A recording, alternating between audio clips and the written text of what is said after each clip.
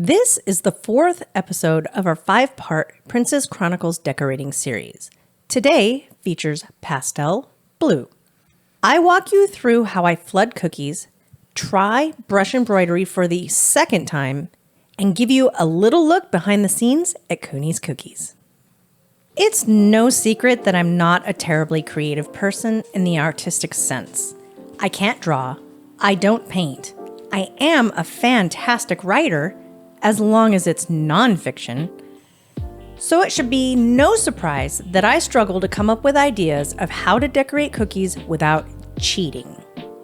I thought it would be boring for you to watch me make the same dress the same way over and over in different colors. So scouring YouTube and Google are how I find inspiration. It's hard for me to look at this cutter and see the possibilities beyond the picture marketed for the cutter. And if you watched episode 3, you saw that I did actually sorta attempt that look. Ish. Since most of these cookies feature primarily the flooding process, let's talk about that. The first thing you will notice about how I flood is that I make my outline and then immediately start flooding the section I'm working on. That is because I prefer, at least at this stage of the game, to use just one consistency to outline and flood my cookies. There is no right or wrong as to whether to use one or two consistencies. It's all about preference. Perhaps my skill level doesn't allow me to cover up the outline so well, so I need the icing to do the work for me. I really am not a fan of being able to see the outline. But don't hold me to that. I may change my mind at some point. When I'm outlining, I have my bag positioned a little above the surface of the cookie. How far up really depends on how long the line I need to lay down is. If it's a little longer or has a large curve, it works out better to have the bag up a 1/4 inch or more. Somehow it allows for more control of where the icing lands. You definitely don't want to touch the cookie with the bag though.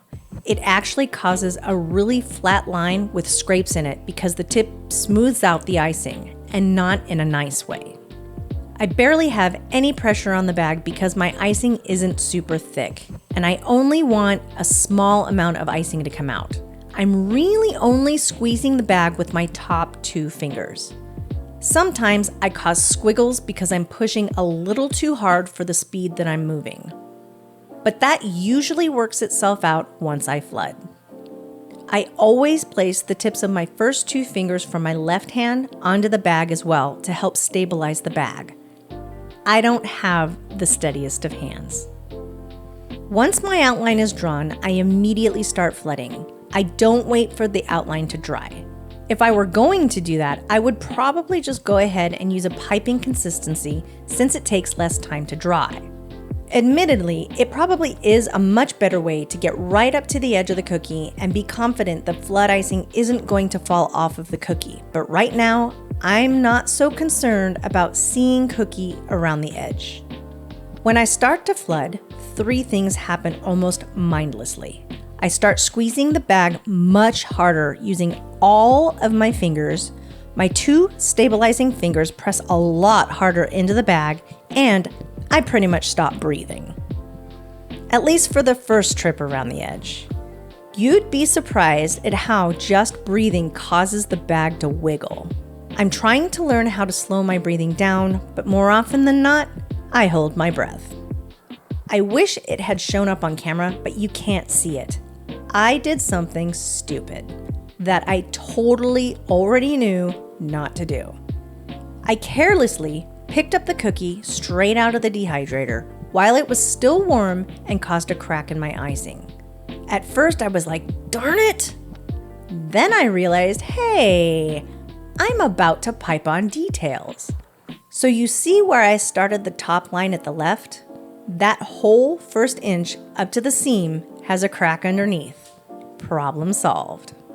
The lines always look best if the little extra bits on the ends are nipped off. So off they go. This dress reminds me of a Spanish dancing dress. I think it's called a flamenco dress. Whoops, slippery little sucker. I'm not even sure why I felt I needed to draw that line. It's probably conditioning at this point.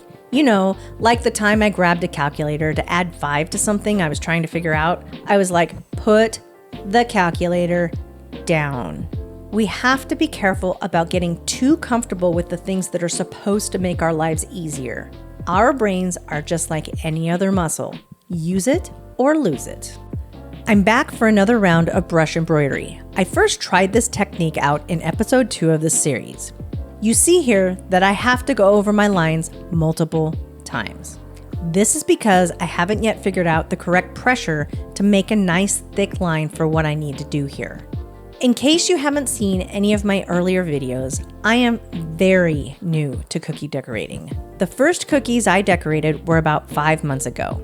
At that point, I hadn't ever made cutout sugar cookies, and I had never even heard of royal icing. And though I don't spend a whole lot of my time decorating, I am improving, which gives me the push to keep on going. Just like when I did this the first time, it seems my piping icing here could have been a little thicker. I was going for a soft peak piping consistency for the details of these dresses. I thought that's what I had, but I probably should have gone for more of a medium peak. You can see how the edges have poor definition and the brush strokes are kind of flattening out. Not quite the look I was going for. If I had to do this technique on more cookies, I probably would have fixed the consistency. It's a pretty quick and easy fix. Just squeeze the icing out of the bag, mix in a little bit of powdered sugar until you think it's thick enough, and rebag.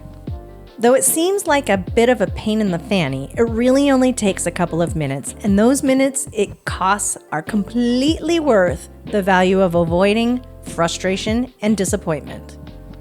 One thing I am pretty proud of is how much more satisfying to watch my flooding skills have gotten.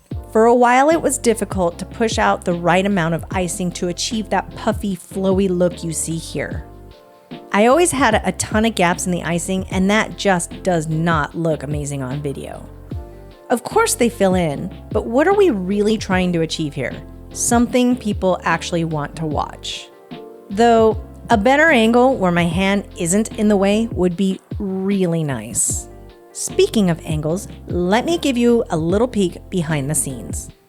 I always lay down this silicone mat before I decorate.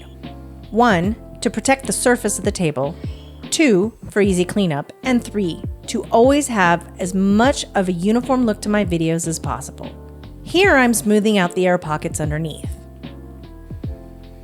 I had to get my own bright yellow extension cord because the one I was using would always disappear right when I needed to decorate. What is this? Is that my extension cord? The extension cord that I purchased for my cookie decorating? What is this? That is a 25-pound sandbag to weigh down the tripod. We actually use 2 studio lights. We use a gimbal to hold the camera to help reduce any time I hit the table and cause shaking that would show on the video. I always have a little container with damp paper towels and a wet sponge next to me. My cookie swivel helps me in 2 ways. 1, to easily turn the cookie if I need to, but mostly it helps me know exactly where my cookie needs to go in the shot. The last step in the process requires cameraman to adjust the shot, because I simply just cannot be trusted with that. Now it's time to decorate. You may have noticed on all the cookies that I've decorated so far that I'm confused as to what to do with the little bumps at the top here, so I completely avoid them. It'll be interesting to come back in a year, make the same dress and compare. I sure hope my skills have massively improved. Hey, at least my hand is out of the way here. It's probably not smart of me to point out all these things that aren't ideal, but I just cannot help myself. I must say the quiet parts out loud. Ignoring the obvious doesn't make it not obvious, and I'm not a huge fan of elephants in my room. This dress now looks completely disjointed with that smooth top and textured bottom. So here I try to upgrade the look with a little piping magic. This piping consistency does work quite nicely for these lines. It holds its shape well and smooths out when I need it to. I missed connecting my line there at the top, so I'm careful to make the connections on both ends on the next few. I am left with these little blobby connected bits, so now what to do?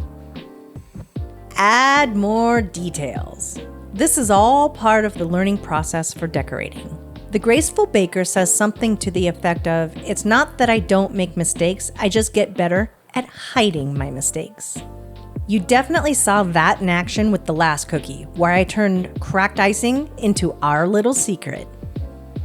The line to cover the blobs didn't quite work well, so let's add more blobs.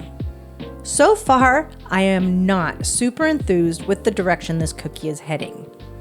Though, once I added this little bit, it seems to have magically tied the whole look together. Don't be surprised if brush embroidery makes another appearance. Will it be 3rd time's a charm or 3 strikes you're out? We are down to the wire, only one more episode in this series. Next time, we change up the style again and decorate in green. Next time on Kuny's Cookie Chronicles. This is the 5th episode of our 5-part Princess Chronicles decorating series. Today's cookies feature pastel green. I will show you what happens when you forget what you're doing, how not to act when things don't go well, and use piping tips for the first time.